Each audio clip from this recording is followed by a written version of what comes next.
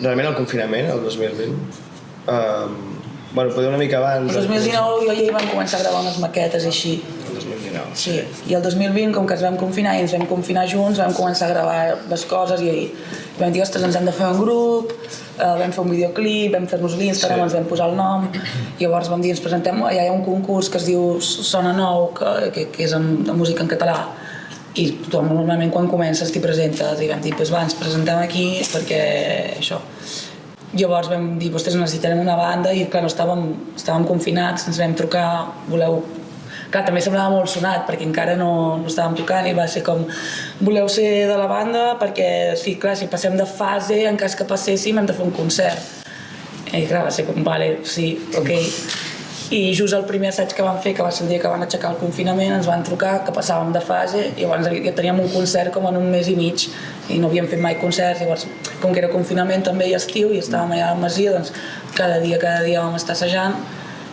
I des d'aquí no ens vam parar de passar d'una cosa rere l'altra, que ja no vam... I aquí estem com un matrimoni. No, i abans ens coneixíem i ja havíem tocat a jam. Que sembla que... tu toques el blanc. Sí, molt el rotllo. I com no havíem fet... Sí, veníem joder-se i tal. Ens tocàvem feia anys. Però no com un grup, vull dir. No com un grup. De jugar, Sí, que havíem jugat. Hi havia unes jams d'Arbúcies i allà tocàvem uns cops. He vist el teu currículum, tio. Instagram, no sé. No, ja ens coneixem. Vam anar al col·le junts, a Arbúcies?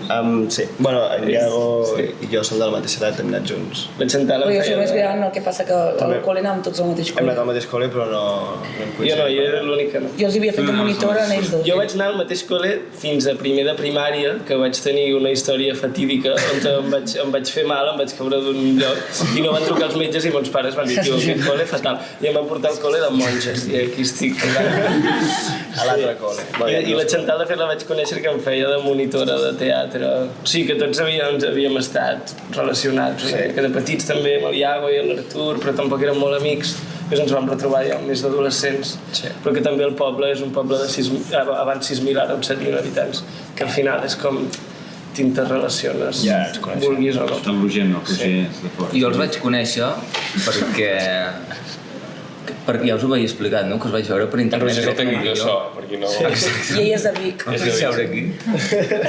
Ell és de la Selva. Jo soc de Vic, no soc d'Arbúcies. Els vaig conèixer perquè a Vic tenim una associació que programàvem concerts i els vam portar a fer un concert, no? 2021. Sí, el 21. Hòstia, ja... I allà ens vam conèixer. I et van adoptar. A partir de llavors ens vam anar fent... No vam tenir diners al cap de 2 o 3 anys. Sí, progressivament vaig anar anant de tècnica amb ells.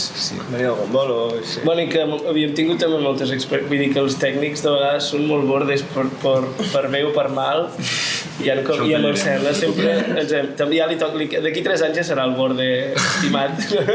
No, però que ens hi vam sentir molt bé i que és una part molt important també. Sí, és guai. O sigui, jo faig aquesta feina amb altres grups i altres llocs, però amb ells com que a part som amics, és una manera diferent de, no sé, de fer aquesta feina i de la vida del grup i tot, és com... està guai. No sé.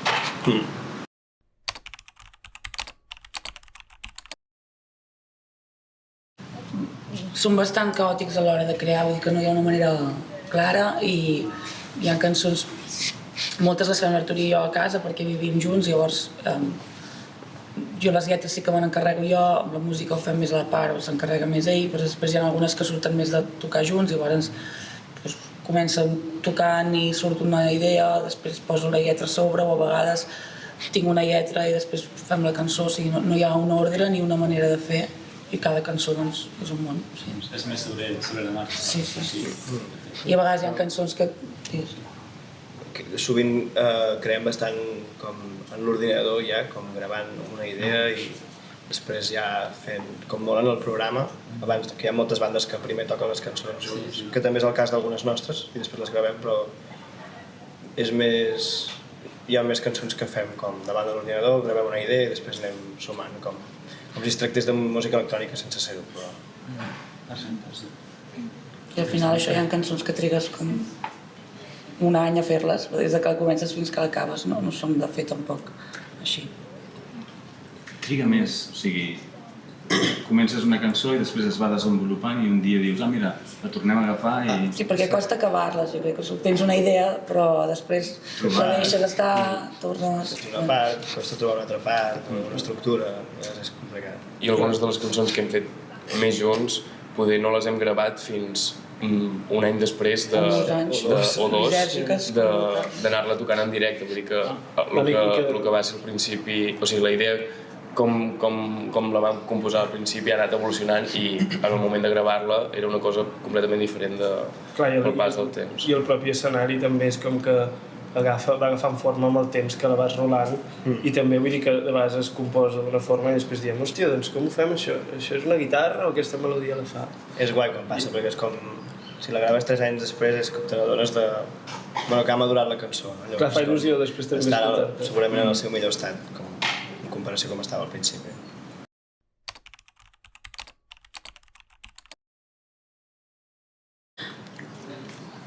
No hi havia cap de nosaltres que fos com totalment bateria.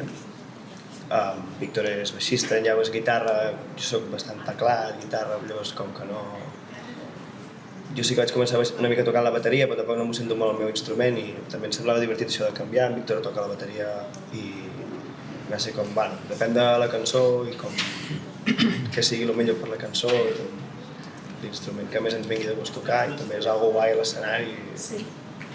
Teníem raó la nostra tesi i vam pensar o bé a tots els agrada la bateria o a ningú. Són les dues coses. Ningú es vol quedar tot el concert a la bateria. Cansa molt la bateria. Jo no aguantaria tot el concert a la bateria, crec. Hi ha dies que és l'instrument que més t'agrada i dies que tot el contrari, o sigui que els dos. I al final també passa que, per exemple, si ell ha composat un piano, una melodia de piano o una guitarra i al final s'ha de passar la bateria tota l'estona, no? Com al final no pots fer cap melodia, si també les arts, si surten de tu, doncs també vols tocar-ne alguna, no? Clar.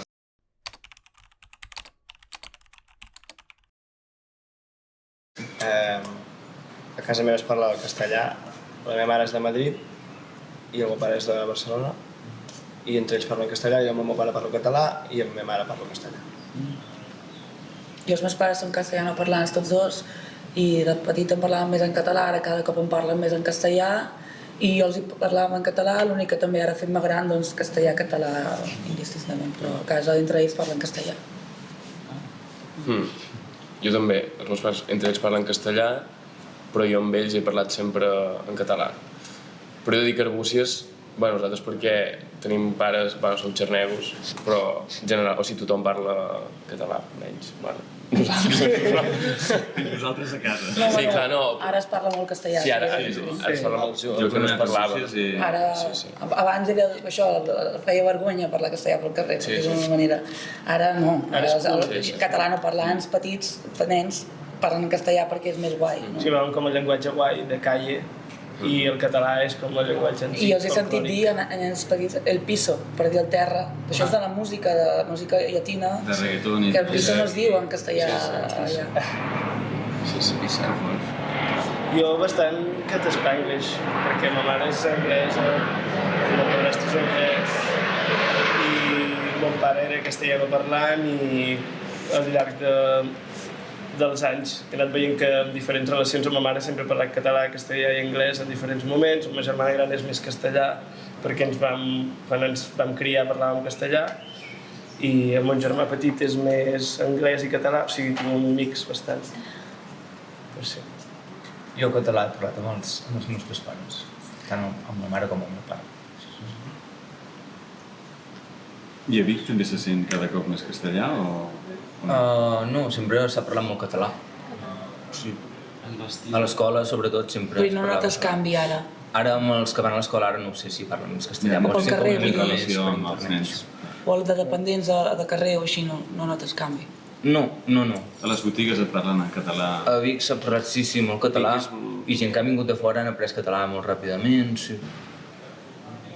Crec que dels pocs llocs de Catalunya on passa això, pel que m'han dit. Ens heu d'explicar com ho feu. No sé. És molt pla, estan controlats. Sí, es crea com una espècie d'ecosistema social curiós.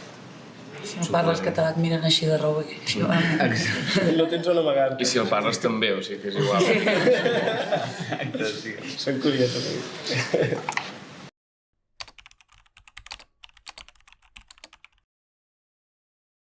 Això és no és un concurs, bueno, al final era com una mena de concurs, però és un festival de llengües minoritzades d'Europa. Llavors és molt xulo, tu t'apuntes i et trien, o sigui, vam omplir un formulari i trien més o menys cada any algú de Catalunya, algú del País Basc, hi havia de Gales, de les Illes Feroe, que això no sabia jo ni que existia, Eslovènia... Sí, perquè allà a Udine, aquest lloc d'Itàlia, parlen friül, hi ha el friül, que parlen molt poca gent. Friulant. Sí. Friül és la regió. Ah, sí, vale, perdó. No, bueno. I res, va ser molt guai perquè ens van agafar, llavors vam anar, era com tot un cap de setmana i fèiem com un parell de concerts, I el més xulo va ser això, que vam conèixer doncs, molts grups d'altres llocs que això ni sabíem, veure també que nosaltres des de Catalunya sempre diem que el català doncs, està en una situació complicada, que no sé què, però clar, realment quan ho mires a nivell d'Europa som els que estem millor amb diferència, perquè a nivell d'institucions, l'escola, ajudes que hi ha i a nivell d'institucions hi ha molta més presència que altres llengües que sí que totalment ho tenen molt, molt difícil. Llavors, allà ens vam sentir com, quina sort que tenim, per contra del que pensem sempre. A nivell de parlants, també. Clar, a nivell de parlants, clar, som molta gent. I després també era el primer cop que sortíem de Catalunya, o dels Països Catalans, per tocar. I una cosa que se'ns diu molt, o que et penses molt quan fas música en català, és que si tu cantes en català no pots, només t'estàs limitant a Catalunya, quan això amb l'anglès no ho veiem tan normal que podem escoltar música en anglès, doncs va estar molt bé tocar a Itàlia per veure que la música va arribar igualment, a la gent li va agradar igualment, tot i que no entenguessin les lletres. També nosaltres, com que hi ha moltes lletres que és així mig recitat, hi ha molta quantitat de lletres, la lletra és important, però que al final és com tota la música, és l'energia que tu hi poses, llavors això doncs ho pots notar, ho pots captar, o parles la llengua o no. I això després vam sortir d'allà com reforçats de dir, podem anar on sigui, no cal que ens quedem a Catalunya només perquè parlem en català. Tot i que això després a nivell de, sobretot a Espanya, jo crec que costa més, com dins d'Espanya, els seus tiets que són de Madrid li deien, ¿por qué cantáis en catalán? No sé, como no vais a poder ir a ninguna parte, no s'ho creuen que deia que ja vindríem a tocar a Madrid, deien, a Madrid no crec perquè canteu en català, però o sigui, és com que els hi costa d'entendre, però sí. I passa també en grups, hi ha grups molt petits de tot l'estat espanyol que fan gires per tot l'estat espanyol sense problema, o sigui, més petits que nosaltres, més petits vull dir en tant a públics i tal, i fan gires per tot el país, i en canvi és molt més difícil quan cantes en català. Ho pots fer igual, però és més difícil que et programin i tot això, perquè hi ha aquesta barrera de no és en català. Però després és això, en anglès no tenim cap problema i jo, per molt que sàpiga anglès, quan canten jo no m'entero ni de la meitat, vull dir que... Sí.